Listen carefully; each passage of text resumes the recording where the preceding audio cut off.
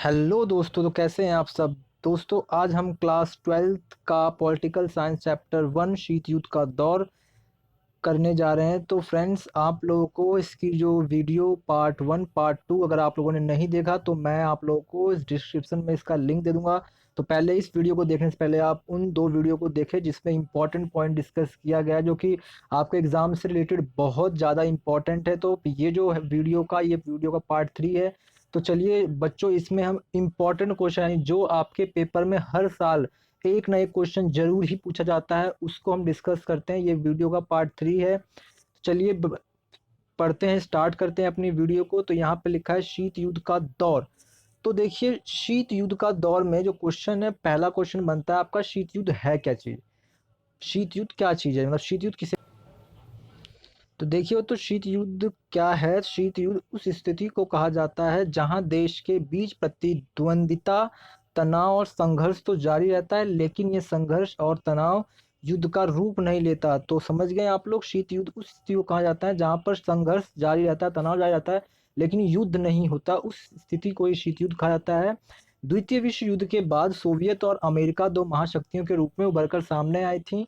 दोनों ही अस्त्र और शस्त्र में और ताकत में एक दूसरे से कम नहीं थे। दोनों गुटों में तनाव प्रतिद्वंदता सदैव चलती रहती थी, लेकिन दोनों ने कभी आमने सामने का युद्ध करने का प्रयास नहीं किया।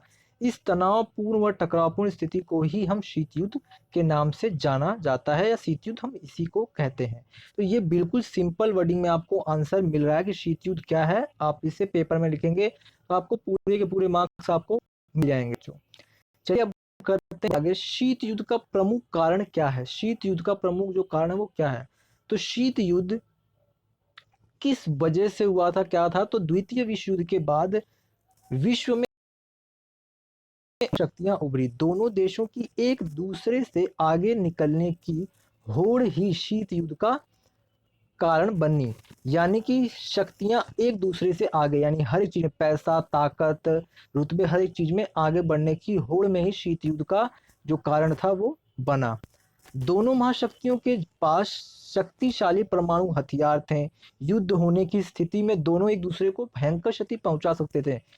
इस कारण कोई भी पक्ष यह खतरा उठाना चाहता नहीं था। इसलिए यह स्थिति ही शीत युद्ध का प्रमुख कारण कहा जाता है, शीत युद्ध का प्रमुख कारण बनी थी। ठीक है, तो आपस में आगे बढ़ने की चाह, आपस में आगे बढ़ने की चाह, अपने से एक दूसरे को नीचे पहुंचाने की चाह, इस सब कारणों से ही ये शीत युद्ध का जो जो स्थिति थी वो पनपी और ये शीत युद्ध का दौर स्टार्ट हुआ था। चलिए बढ़ते हैं क्वेश्चन 3 की तरफ। क्वेश्चन 3 आपको क्या कह रहा है, क्यूबा मिसाइल संकट क्या था। तो क्यूबा अमेरिका के तट से लगा छोटा सा द्वीप है जो सोवियत संघ से जुड़ा था।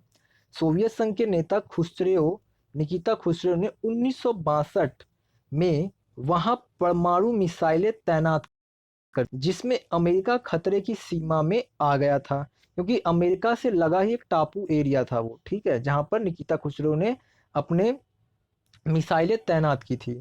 अब राष्ट्रपति कैनेडी उस समय थे तो युद्ध करने के पक्ष में नहीं थे। जो राष्ट्रपति जॉन ए कैनेडी थे, जो अमेरिका के राष्ट्रपति थे उस समय, ठीक है, पक्ष में नहीं थे, किंतु अपने देश की सीमा की सुरक्षा हेतु चाहते थे कि खुश्रेव क्यूबा से मिसाइलें जो हैं वो लैस होकर क्यूबा की तरफ प्रस्थान किया, और अमेरिका ने जंगी भेड़ों को आगे करके उन्हें रोकने का आदेश दे दिया। यानी जो निकिता खुश्रेव थी उन्होंने क्यूबा की तरफ अपनी मिसाइलें तैनात कर दी, और उसी के चलते जो हमारा अमेरिका था, अमेरिका ने अपने जो सैनिक थे उनको भी आगे उसको रोकने के लिए आदेश दे दिया।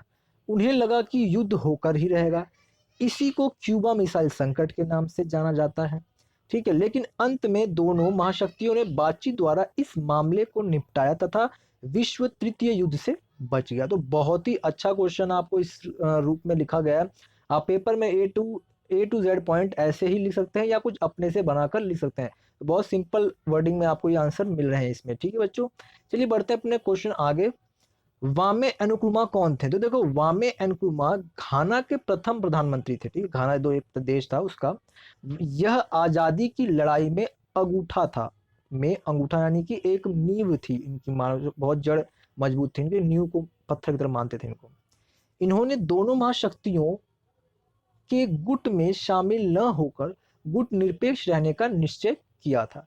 तो भाई ये जो दो महाशक्तियां थी, सोवियत संघ और अमेरिका, इन दोनों में ना जाकर इन्होंने गुट निरपेक्षता की नीति को अपनाया और यह अफ्रीका एकता और समाजवाद के पक्षधर में थे। ठीक है, अफ्रीकी एकता और समाजवाद के पक्षधर में थे और नव उपनिवेशवाद का विरोध करते थे। ठीक है, सैनिक षड्यंत्र में इनका तख्तापलट हुआ था, जो सैनिक षड्यंत्र हुए थे उसमें इनका तख्तापलट हो गया था। ठीक है, आगे बढ़ते हैं। गुट निरपेक्षता से आप क्या समझते हैं? तो देखिए बच्चों, गुट निरपेक्षता का जो अर्थ है वो किसी देश का अन्य देशों द्वारा बनाए गए गुटों में शामिल न होकर उनसे दूरी बनाए रखना है। ठीक है, उन गुटों द्वारा किए गए कार्य की प्रशंसा या निंदा में बिना सोचे समझे टिप्पणी करना। ठीक है, यानी कि ये दोनों ही गुटों से अलग रहकर अपना एक नया गुट बनाए और उन दोनों के कामों पर किसी भी निंदा यानी किसी भी टिप्पणी को ये बिल्कुल आराम से खुले तौर पर दे सके। गुट निरपेक्षता के जो सिद्धांत हैं को अपनाने वाले देश अपने देश व विदेश नीतियों के निर्धारण के लिए स्वतंत्र होते थे, यानी खुद की नीतियां खुद बना सकते थे, अपने देश की नीतियां खुद बनाने के लिए स्वतंत्र होते थे। उस पर किसी गुट की कोई भी नीतियों का अपनाने का दबाव नहीं होता था, यानी वो स्वतंत्र होते थे। एक तरफ से देखा जाए तो गुट निरपेक्षता की नीति जिस देश ने अपनाई थी वह देश स्वतंत्र रूप से अपनी नियम कानून बना सकता था। ठीक है, आगे बढ़ते हैं। क्वेश्चन 6 जो बोल रहा है, गुट निरपेक्षता आंदोलन के उदय व विकास के कारण बताएं। तो गुट निरपेक्ष आंदोलन के उदय और विकास के प्रमुख 3 कारण थे। शीत युद्ध का प्रसार और इसका बढ़ता हुआ क्षेत्र। शीत युद्ध में जो भी दोनों जो बड़े बड़े जो शक्तियां थी उन दोनों ने अपने क्षेत्र को बढ़ाने पर तुले हुए थे, इसलिए ये गुट निरपेक्षता की नीति अपनाई गई। अंतरराष्ट्रीय रंगमंच पर बहुत से नव स्वतंत्र अफ्रीकी राष्ट्रीय संघ में 16 नवीन अफ्रीका राष्ट्रीयों को सदस्यता प्रदान की गई और भारत, यूगोस्लाविया, मिस्र, इंडोनेशिया और घाना में आपसी सहयोगी करने का निश्चय किया था। तो इन सब के चलते जो गुट निरपेक्षता की जो नीति थी वो रखी गई और आगे वो बढ़ी। ठीक है, जो इसका आंदोलन था वो आगे भी विकास किया। आगे बढ़ते हैं। नाटो क्या है? तो नाटो का मतलब देखो क्या है और नाटो था क्या। तो दो ध्रुवीय व्यवस्था ने सैनिक संगठनों को जन्म दिया था। नाटो सैनिक संगठन को जन्म दिया था। अप्रैल 1949 में पश्चिमी गठबंधन ने अमेरिका की अगुवाई में 12 देशों को लेकर उत्तर अटलांटिक संधि संगठन, जिसे नाटो कहा जाता है, तो नाटो का फुल फॉर्म है उत्तर अटलांटिक संधि संगठन, को जन्म दिया। इसमें बेल्जियम, कनाडा, डेनमार्क, फ्रांस और आयरलैंड, इटली, लग्जमबर्ग, नीदरलैंड या हॉलैंड, नॉर्वे, पुर्तगाल, ब्रिटेन और अमेरिका शामिल थे। बाद में यूनान, पश्चिमी जर्मनी और तुर्किस्तान को भी इस संधि में शामिल कर लिया गया। तो नाटो में जिन जिन देशों को अमेरिका द्वारा शामिल किया गया था उन देशों के नाम आपको यहाँ पे उन 12 देशों के नाम आपको यहाँ पे दिए गए हैं और बाद में जिन देशों ने इसमें दोबारा से संधि किया उनका भी नाम आपको यहाँ पे दिख रहा होगा। समय की गई घोषणा में साफ शब्दों में यह कहा गया कि उत्तरी अमेरिका या यूरोप के इन देशों में से किसी भी एक संगठन में शामिल सभी देश अपने ऊपर होने वाला मानकर कार्यवाही करेंगे। यानी कि अगर कोई भी इन देशों के ऊपर कुछ भी प्रॉब्लम आती है, किसी देश ने दूसरे देश ने अगर इसके ऊपर हमला कर देता है, तो ये एक देश पर ना समझकर इस संगठन में जितने भी देश हैं वो सब अपने ऊपर मानेंगे और उसका फिर उत्तर देंगे, जवाब देंगे। ठीक है, तो ये सब इनका कहना था। ये जो नाटो था, नाटो जो संगठन था, इसमें ये सारी चीजें शामिल की गई थी। बहुत ही अच्छा क्वेश्चन है बच्चों, ये पेपर में पूछा भी जाता है कि नाटो का जो काम था, जो कार्य था, वो क्या है। तो बस बच्चों, आपको इस पूरे चैप्टर में यही जो 7 क्वेश्चन है, आप लोगों को ये 7 क्वेश्चन का ही ढंग से प्रिपरेशन करनी है। और इस पेपर में जो 2021 का आप लोगों का 22 का जो पेपर आएगा बोर्ड में, इनमें से 101% क्वेश्चन आते ही आते हैं दोस्तों।